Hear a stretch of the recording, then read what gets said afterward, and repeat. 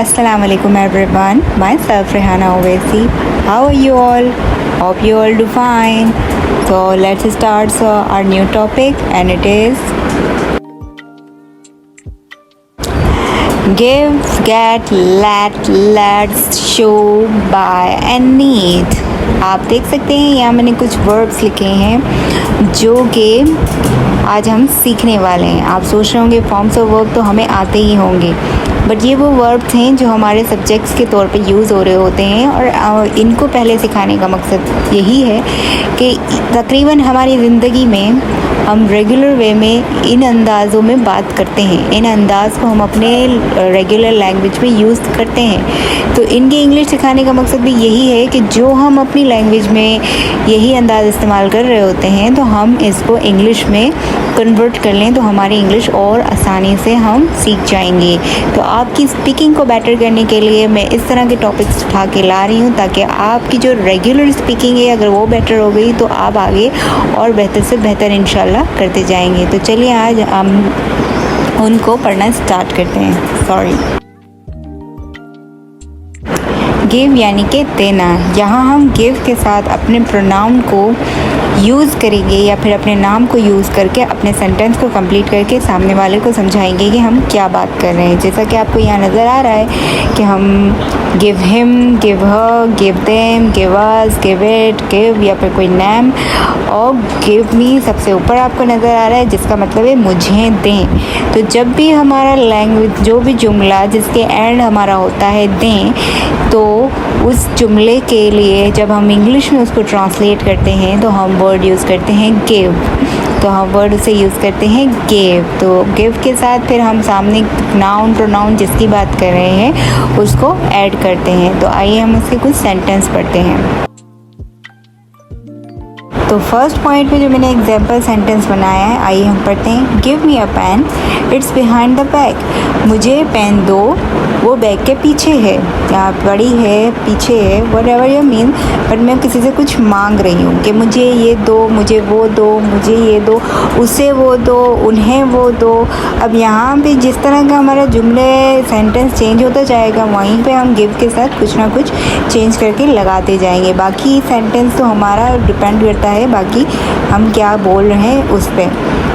Second point पे second sentence जो है, give her her shirt so she can iron it. उसे shirt दो तो वो उसे प्रेस कर सके या प्रेस कर दे। Give us a number, we will contact later. हमें नंबर दो, हम बाद में रब्ता कर लेंगे। अब यहाँ पे दो या दें आप कुछ भी यूज़ कर सकते हैं, लेकिन सिंपली सी जब आप कुछ मांग रहे हैं तो आप इस अंदाज में उसको उन जुमलों को अपने बना सकते हैं। जहाँ जुमलों के एंड में दो या दें आता है तो आप इंग्लिश में उसके सब्जेक्ट में गिव लगाते हैं। आगे सब्जेक्ट के साथ प्रोनाउन या नाउन जो भी लगता है वो भी आपकी जुमले पर डिपेंड। सेकंड वर्ब था गेट, यानी कि लेना या लाना। गेट के तो बहुत सारे मीनिंग हैं अगर हम इंग्लिश वर्ल्ड में जाके देखे जाए। गेट एक ऐसा वर्ब है जो कहीं पे भी फिट हो जाता है और इसके ऊपर पूरा एक चैप्टर है जिसे मैं आपको बाद में लेटर ऑन समझाऊंगी।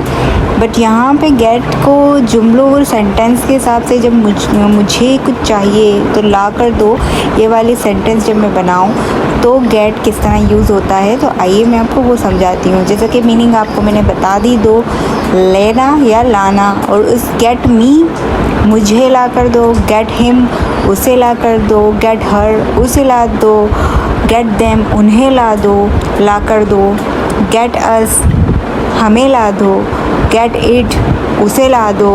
इट जो होता है वो या तो किसी ऑब्जेक्ट के तौर पे यूज़ होता है या फिर किसी एनिमल जानवर के तौर पे यूज़ होता है, और गेट या फिर नाम आप जिसकी बात कर रहे हैं उसका नाम आप यूज़ कर सकते हैं। तो let's see the sentences. Get him a glass of water, उसे पानी का गिलास ला दो। यहाँ पे आपने देखा कि गिव में था दो, लेकिन गेट में हम यूज़ कर रहे हैं ला दो।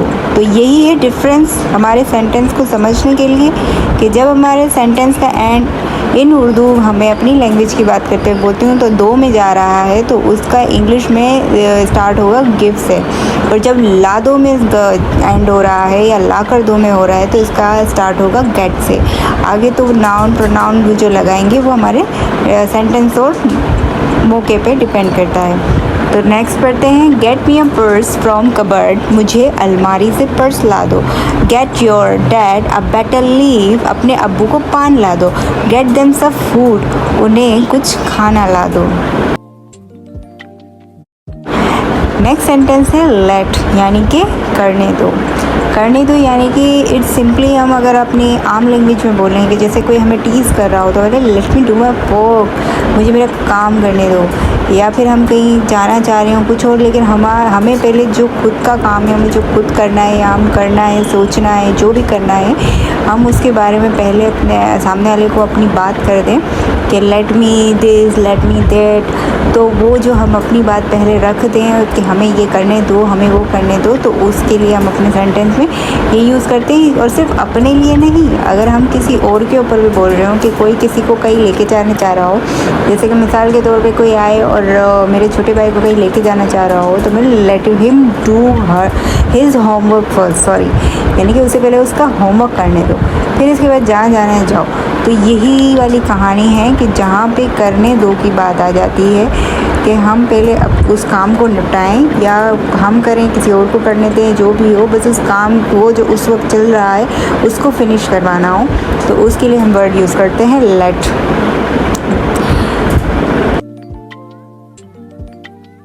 आइए उस सेंटेंसेस पढ़ते हैं। Let us think about it first, हमें पहले इसके बारे में सोचने दें। अब यहाँ दें दो जो भी बात हो सकती है। Let her do her preparation, उसे अपनी तैयारी करने दो। Let me watch my favourite movie, मुझे अपनी पसंदीदा फिल्म देखने दो। Let it go to her bed, उसे अपने बिस्तर पे जाने दो। नेक्स्ट है लेट्स, यानी कि चलो।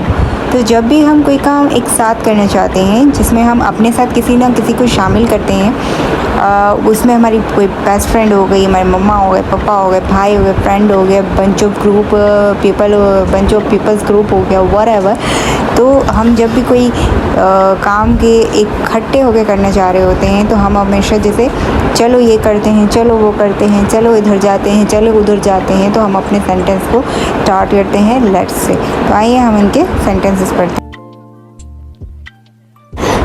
नंबर 1 पे है लेट्स एंजॉय टुगेदर, आओ मिलके मज़े करते हैं या मज़े करें या एंजॉय करें। लेट्स बुली हर, चलो उसे तंग करें। लेट्स डू सम शॉपिंग, चलो कुछ ख़रीदारी करते हैं। लेट्स स्टॉप हेयर, चलो यहाँ रुकते हैं।